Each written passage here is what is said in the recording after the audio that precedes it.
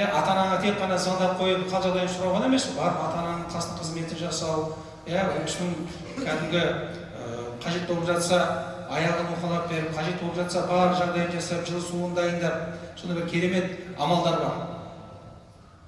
Тіпті ұлы пайғамбарымыздың ғұлама сахабаларының бірі болған Абдуллах бин Масудтың, пайғамбарымыз саллаллаху өмірден өткеннен кейін ол кісінің күйеу анасы болады.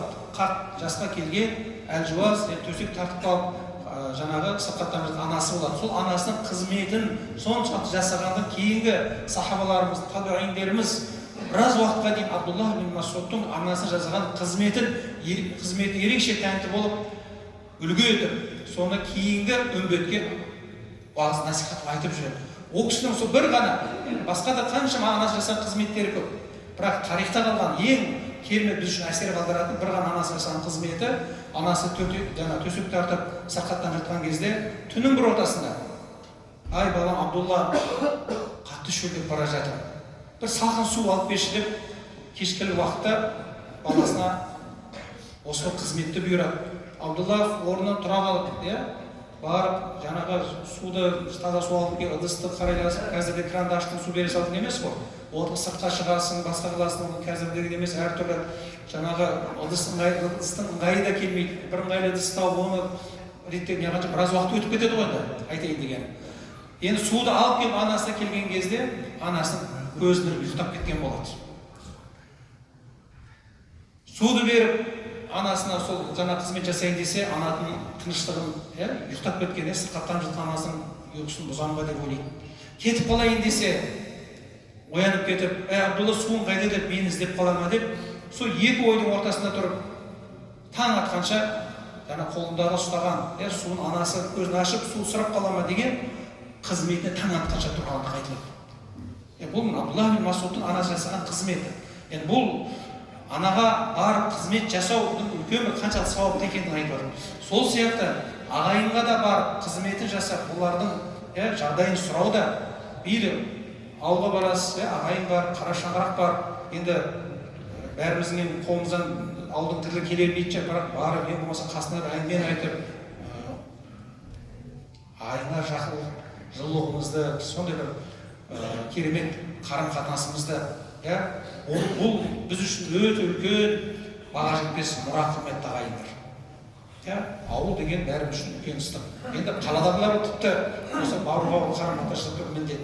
Пробка дейміз, анау дейміз, бірақ құрметті ағайындар, ағайынның қарым-қатынас қадірін, қасиетін, тіршілігінен біліңіз. Ата-анаңызға да құрметтесеңіз, ағайынға да сол құрметті жасаңыз. Одан кейін қолыңыздан келіп жатса, ағайынға қарайласып, қолдау жасап, көмектесу.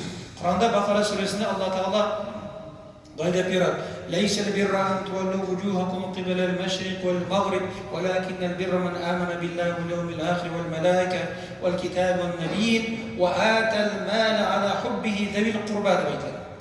Яғни ізгілік ол тек қана батысқа қарап, шығысқа қарап, әйтеуір ары-бері мәселені талқылау емес дейді.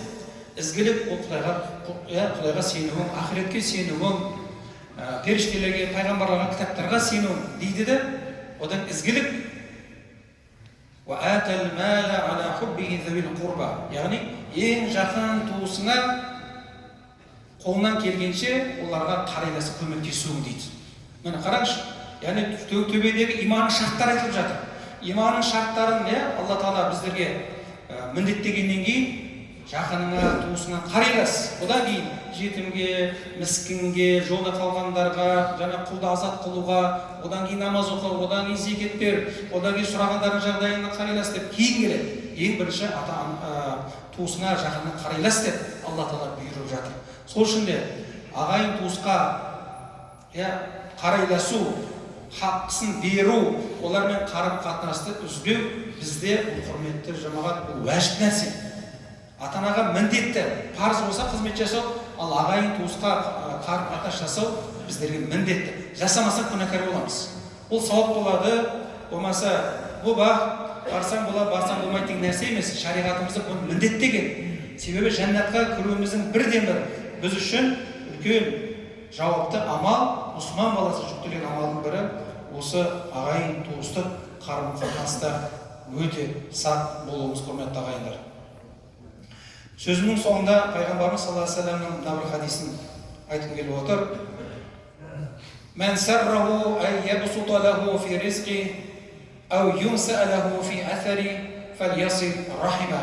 Кім рызық несібесінің көбеюін және де ғұмырының ұзақ болуын, және артында өмірде із қалуын қаласа, өмір ұзақ болуын қаласа, ағайын туысы қарым қатынасты күшейтіп, оған қарайлассын дейді.